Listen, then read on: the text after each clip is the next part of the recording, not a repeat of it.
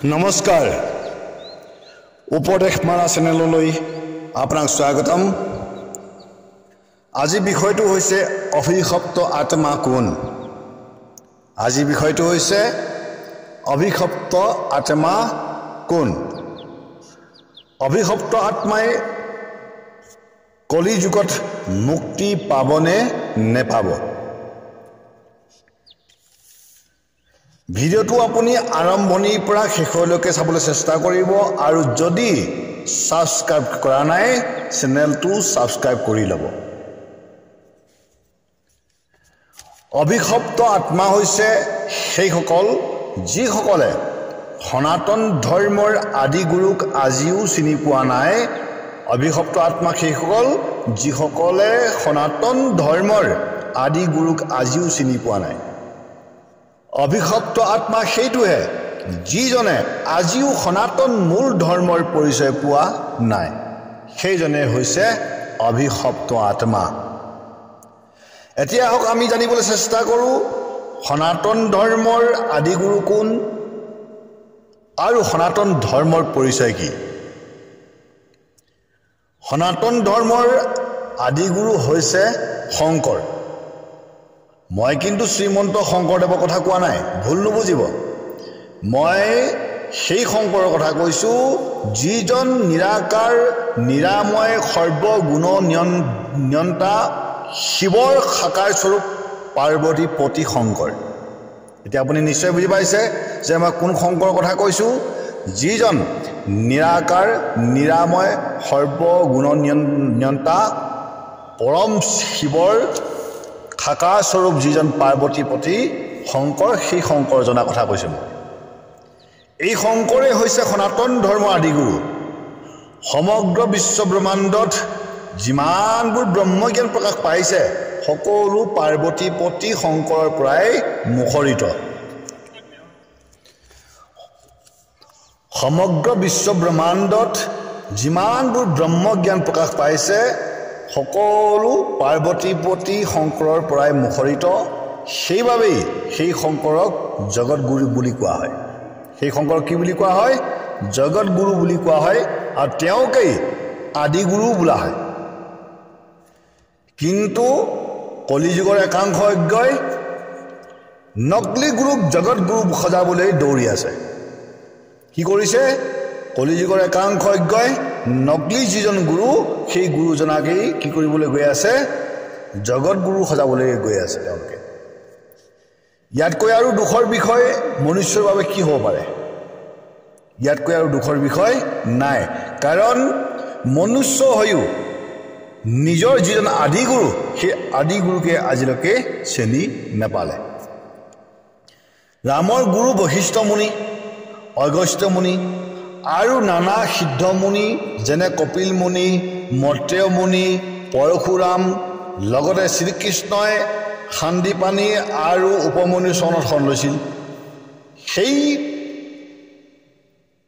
গুৰুসকলে জগতগুৰু হ'ব নোৱাৰিলে। সেই গুৰুসকল জগতগুৰু হ'ব নোৱাৰিলে।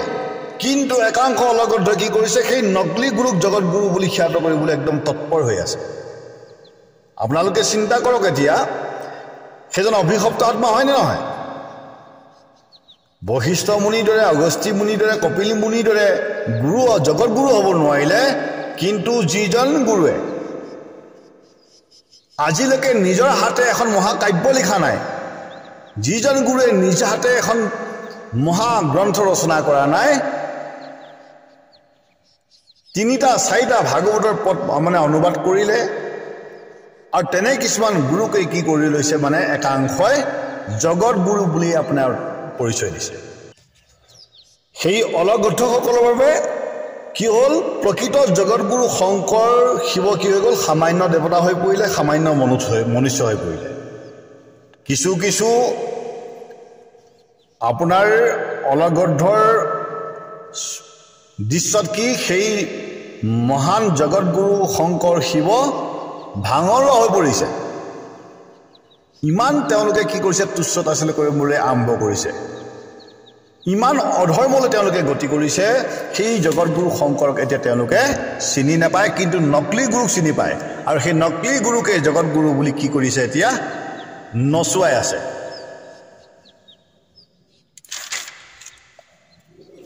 তথাপি আকৌ সেইসকলে কি কৰে, নিজকে সনাতনী বুলি পৰিচয় দিবলৈ চেষ্টা কৰে যে মই সনাতনী।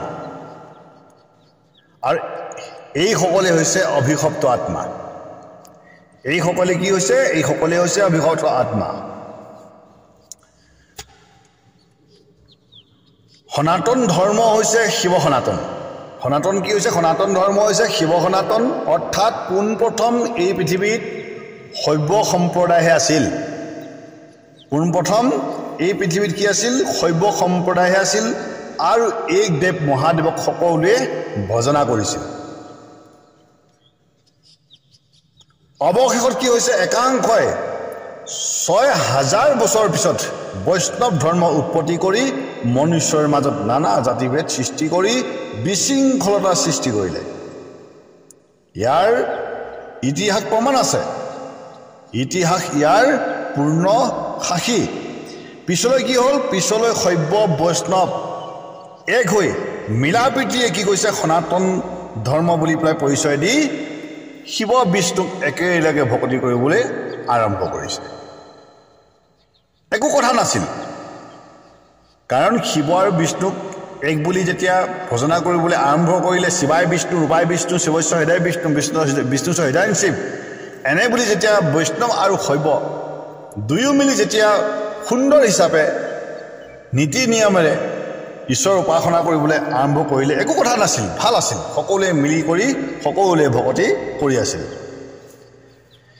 কিন্তু তথাপিও একাংশ বৈষ্ণৱৰ ষড়যন্ত্ৰ শেষ নহ'ল, একাংশ বৈষ্ণৱৰ ষড়যন্ত্ৰ শেষ নহ'ল।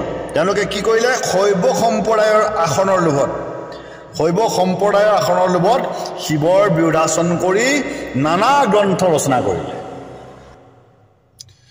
নানা গ্ৰন্থ ৰচনা কৰি তেওঁলোকে কি কৰিলে, সেই শিৱ ভগৱন্তৰ যি মূল জ্ঞান, সেই মূল জ্ঞানখিনিক তেওঁলোকে গুপুত কৰি নিজৰ আধিপত্য স্থাপন কৰিবলৈ চেষ্টা কৰিল।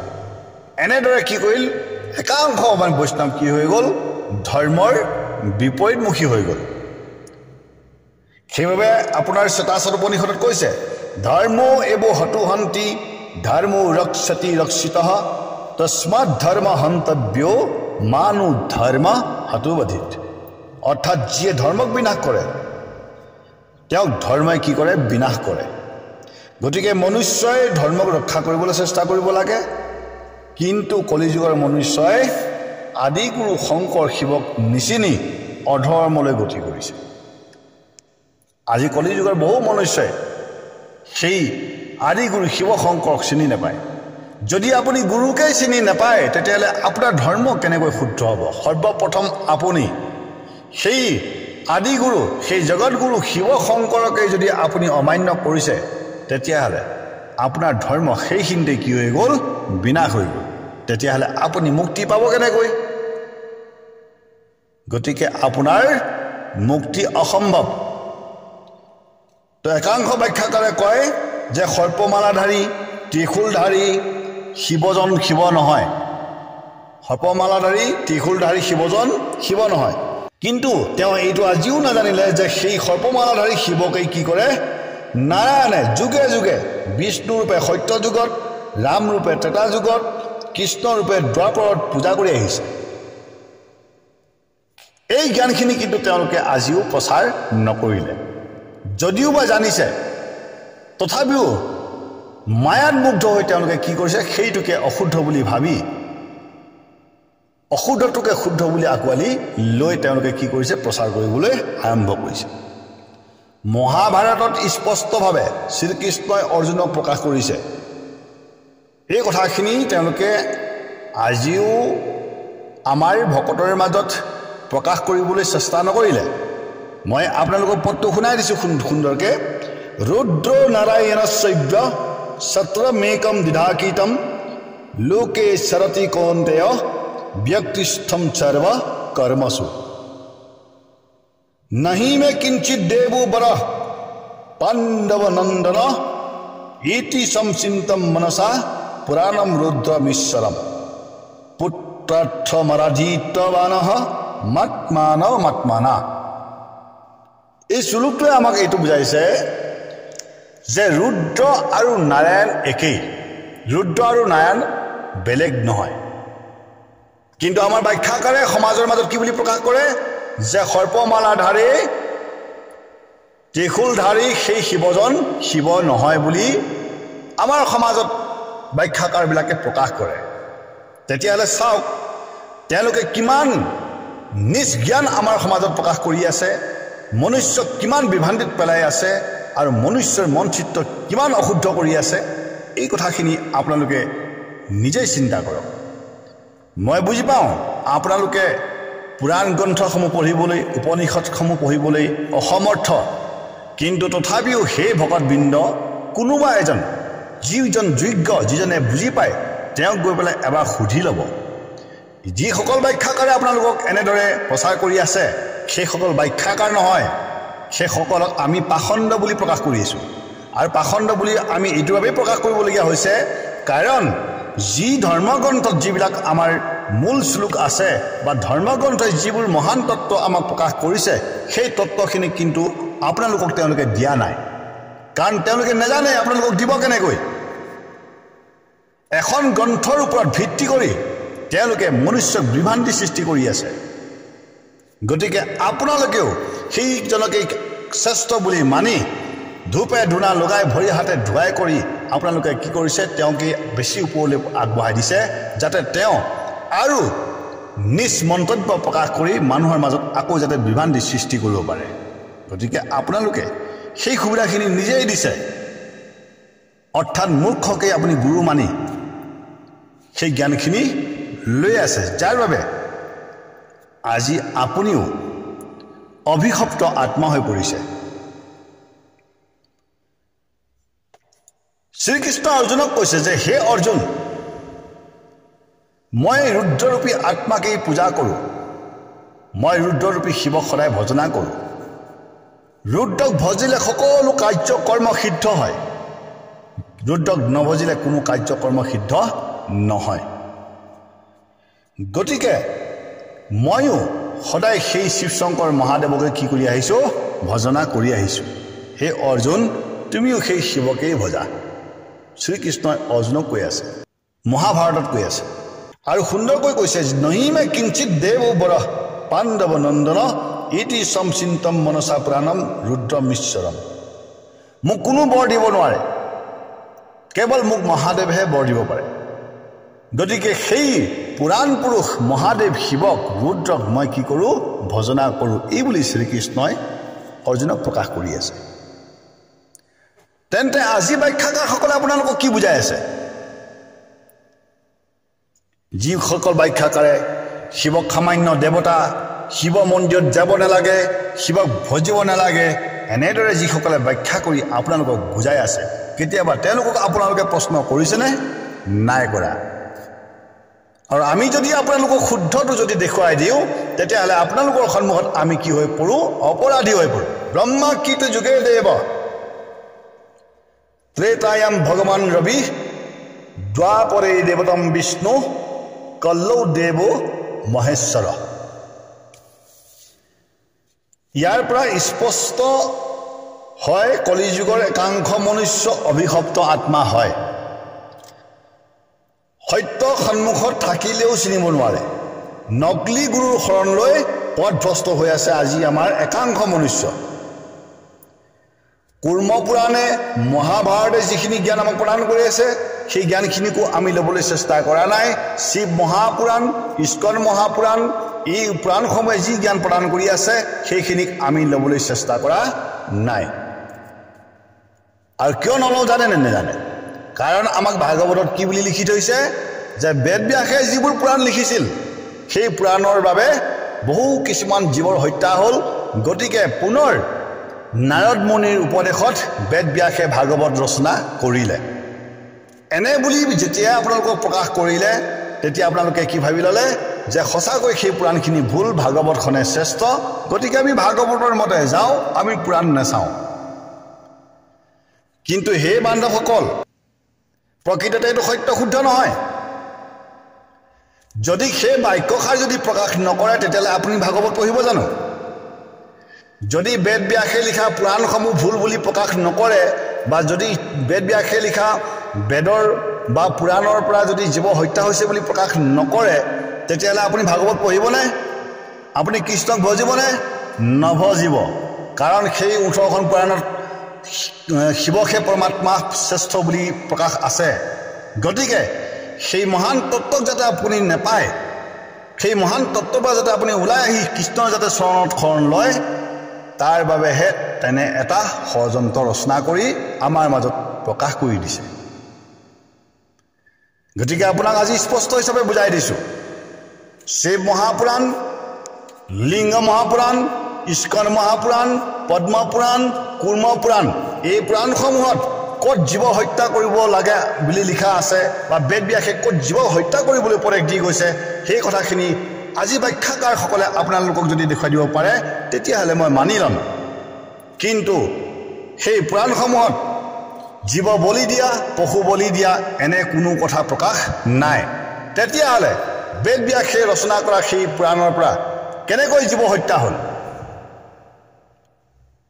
তেন্তে আপুনি স্পষ্ট হৈ লওক এনেদৰে বহু কিছুমান ষড়যন্ত্ৰ ৰচনা কৰি শিৱৰ বিৰোধাচৰণ কৰি শৈৱ সম্প্ৰদায়ক কি কৰিছে অনিষ্ট সাধন কৰি আহিছে আৰু একাংশ মনুষ্যৰ যিটো মুক্তি মাৰ্গ সেই মুক্তি মাৰ্গত বাধা দি আহিছে আকৌ আমাৰ মাজত এটা প্ৰকাশ হয় কি যে যোগ ধৰ্ম আমি কৰিব লাগে গতিকে যোগ ধৰ্মত হৰি নামে খায় সেই বান্ধৱসকল কোনো এখন পুৰাণ গ্ৰন্থত যোগ ধৰ্মহে কৰিব লাগে বুলি এনেকুৱা প্ৰকাশ নাই যে যোগ ধৰ্মহে শ্ৰেষ্ঠ এনে কোনো পুৰাণত প্ৰকাশ নাই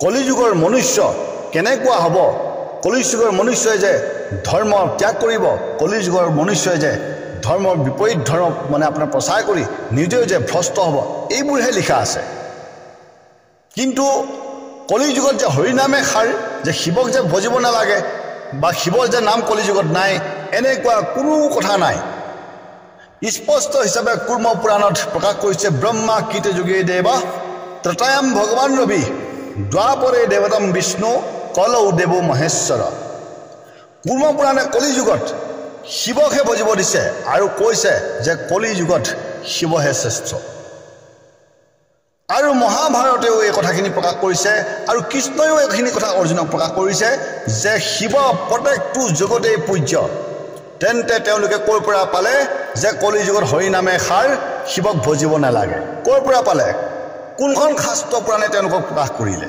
তেনেকুৱাটো কোনো পুৰাণে প্ৰকাশ কৰা নাই শ্ৰীকৃষ্ণ ভগৱন্তই মহাভাৰতত কৈ গৈছে যে শিৱ যুগে যুগে পূজ্য প্ৰত্যেক যুগতে পূজ্য সেই অৰ্জুন ময়ো শিৱক পূজা কৰোঁ তুমিও পূজা কৰা কৃষ্ণই প্ৰকাশ কৰি আহিছে তেন্তে এই মহান তত্ত্ববোৰ সমাজৰ মাজত প্ৰকাশ কিয় হোৱা নাই কিয় সমাজৰ লোকৰ পৰা এই মহান তত্ত্ববিলাক গুপ্ত হৈ গৈ আছে শ্ৰীকৃষ্ণ ভগৱন্তই অৰ্জুনক স্পষ্ট হিচাপে কৈছে মহাভাৰতত এই মহান তত্ত্ববিলাক উল্লেখ আছে নাৰায়ণাত্মকোগেয় পাণ্ডৱ যুগে যুগে তস্মিন হি পূজ্যমানে ৱে দেৱ দেৱ মহেশ্বৰে সম্পূজিত ভৱেৎ পাৰ্থ দেৱ নাৰায়ণ প্ৰভু অহমাত্মা হি লোকানাম বিশ্বসম পাণ্ডু নন্দন শ্ৰীকৃষ্ণই অৰ্জুনক কৈছে যে হে অৰ্জুন ৰুদ্ৰক পূজিলেও নাৰায়ণক পূজা কৰা হয় আৰু সেই ৰুদ্ৰ শিৱ যুগে যুগে পূজ্য হে অৰ্জুন ৰুদ্ৰক পূজিলেও নাৰায়ণক পূজা কৰা হয় আৰু সেই ৰুদ্ৰ যুগে যুগে পূজ্য ময়ো সেই ৰুদ্ৰকে কি কৰোঁ ভজনা কৰোঁ তেতিয়াহ'লে আপুনি জানি লওক আজি আপোনালোকৰ ব্যাখ্যাকাৰে আপোনালোককেই মূৰত মাৰি আছে যি ব্যাখ্যাকাৰক আপোনালোকে শ্ৰেষ্ঠ বুলি আপোনালোকে খুণ্ড হিচাপে বঁটা প্ৰদান কৰি নিমন্ত্ৰণ কৰি আপোনালোকে তত্ত্ব শুনিবলৈ ইচ্ছা কৰে সেই ব্যাখ্যাকাৰে কি কৰিছে আপোনালোকৰ মুক্তি মাৰ্গটো বন্ধ কৰি দিছে গতিকে আপোনালোক কি হ'ল অভিশপ্ত আত্মা হ'ল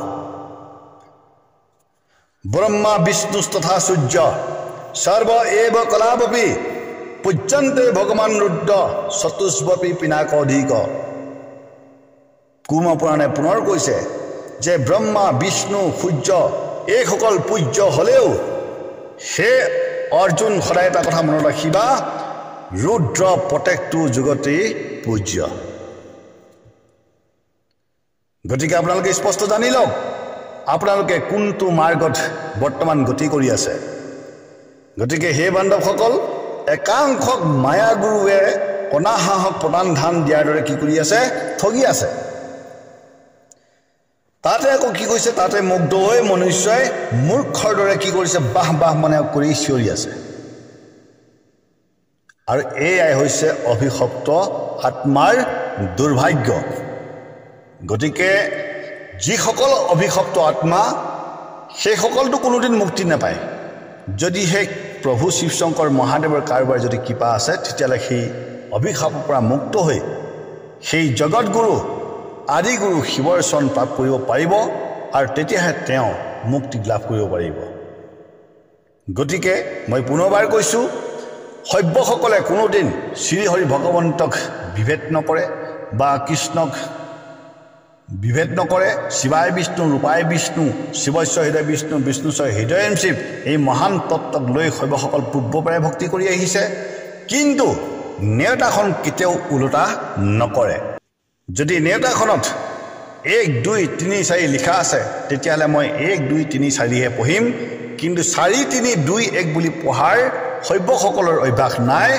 এনেকৈ পঢ়াৰ অভ্যাস কেৱল একাংশ বৈষ্ণৱৰহে আছে যিসকলে বৰ্তমান সেই বৈষ্ণৱৰ শিকাৰ হৈ পৰি আছে গতিকে পুনৰ মই সমূহ ভক্তবৃন্দলৈ মই নিবেদন কৰিম সভ্যসকলে বিষ্ণু কৃষ্ণ দুৰ্গা শিৱ সকলোকে সমান বুলি মানে আৰু আত্মাক সদায় পূজা কৰি আহিছে সেইটোৱে হ'ল শিৱ এই কথাখিনি আপুনি আজি ভালকৈ জানি লওক পুনৰ মই ভিডিঅ' লৈ আহিম আপোনালোকৰ মাজলৈ যদি আপুনি ভিডিঅ'টো ভাল পাইছে তেতিয়াহ'লে ভিডিঅ'টো আপোনালোকে কি কৰিব শ্বেয়াৰ কৰিব আৰু ছাবস্ক্ৰাইব কৰি ল'ব যাতে মোৰ নতুন ভিডিঅ' আৰু প্ৰাপ্ত কৰিব পাৰে তাৰ বাবে আপোনালোকক নিবেদন কৰি পুনৰ লগ পোৱাৰ আশাৰে মই আজি আপোনালোকৰ পৰা বিৰতি মাগিছোঁ ওম নমঃ শিৱায় ওম তৎসৎ